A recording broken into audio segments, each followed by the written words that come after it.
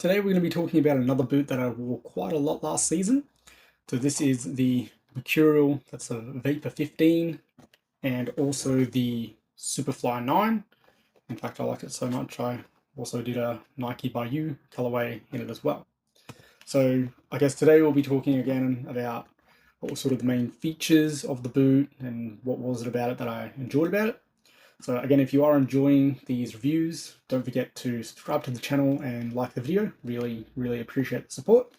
So I guess getting into these boots. So this was something where I do have a fair bit of the lineage of the Mercurial series behind me. The boot before this, the 13, I didn't really enjoy. I felt the upper was a little bit stiff compared to the 13, which was, sorry, yeah, 13, which was a very nice boot. So I guess going around it, you've got this mesh-based upper, which they call Vapor Posit. So it's again just a thin sort of synthetic mesh upper. You can actually see it a little bit better on the yellow one. You can see these sort of yellow cage around it. They call it their speed cage. You can sort of see these, I guess, bands, these straps, these internal structure to the boot. And that essentially is trying to, with the least amount of materials, provide the most amount of structure with still making the boot, comfortable and pliable, being that, still has a knitted midsection of that tongue. With these being a Superfly, there's no real benefit to it being a Superfly or a Mercurial. It's literally just the extra bit of material on that heel. With that, it was essentially, I really wanted a pair of the new Mercs. So it was the IDs that I went for first. I actually went for the AG stud pattern on these. So you'll see they're actually all chronicle studs in the front except for the middle one. And actually hollow in them as well, so little bits of dirt get caught in these if you do wear them on FG pitches. So they're meant to be there so they can sort of flex a little bit more and not sort of dig in like these bladed studs that you see on the normal FG. So not as aggressive. I guess I just wanted to try something different. I hadn't tried an AG plate from Nike yet. They're still quite long, so sort of borderline an AG plate, but still fine to play on AG and still really good to still play on the FG surface as well, because again, obviously that's pretty standard length. It's just not as aggressive as these sort of three-pointed sided star shape, I guess, studs that they have, these blades that they have on the FG model. So it was something where I really wanted to try the new Vapors, and then I didn't want to destroy these, being that they are my own colorway with the sort of silver star sparkles on them and the Volt accents around the boot. So this is a wearable finish for those who haven't seen what it sort of looks like when you sort of chip off the shiny finish. You'll see it's sort of a darker grey plastic underneath the silver. So again, doesn't look fantastic when it happens, but I don't really mind because it's my own boot, so I was always planning to wear it.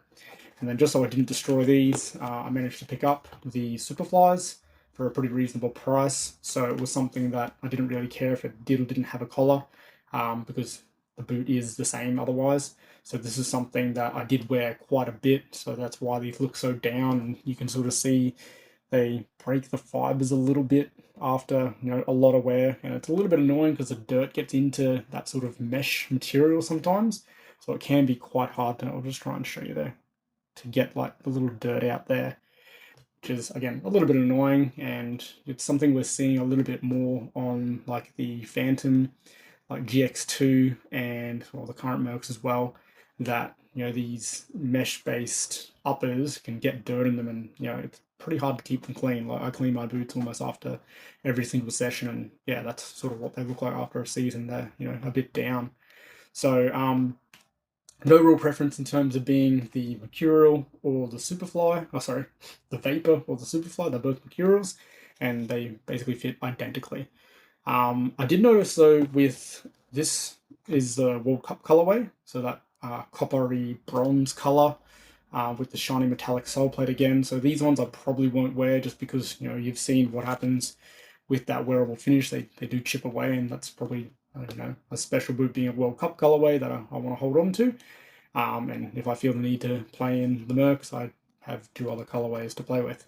I did notice that this area here around the collar, you'll see it's quite round, whereas compared to my my one, you see the actual opening is much more narrow, and especially in this little area here, I'll just, sorry, with the boots, see it digs in a lot more. You can actually fit your finger sort of in that seam, whereas if you look at that, it's almost flush and quite round. So I did find that was a little bit interesting. So these are made in Bosnia ones, and these and the Superflies are both made in China. So I'm not sure if that's just down to the factory and how it's come out, but I was, yeah, pretty surprised when it came out with such a different shape. But anyway, besides that, so I guess why I like this boot so much is it's something that I wasn't really sure about, because this air unit, so this 3/4 length zoom unit in the front, so from here all the way forward, it's this squishy air zoom pod essentially in the boot that when it compresses, you sort of feel it squishes into, and then it sort of is meant to sort of react and pop back. I wouldn't say this is sort of any sort of a speed boot element in terms of making you any faster or anything like that. I sort of see this as more of a comfort element in a speed boot. So being that it has, you know, this pretty aggressive lockdown still with that internal cage and the mesh-based upper, it's something where you can still have something that fits really tight and really snug, but underfoot is actually quite, you know, plush and comfortable, which is something I hadn't really experienced on, you know, the previous Mercurial line. It's, you know, the anatomical sort of sole plates that they had where you sort of sat into the boot more, and it was very aggressive traction, which is great for the Mercurials, and, you know, that's why so many people like them. But it was something different where this did have more of like a comfort element to it.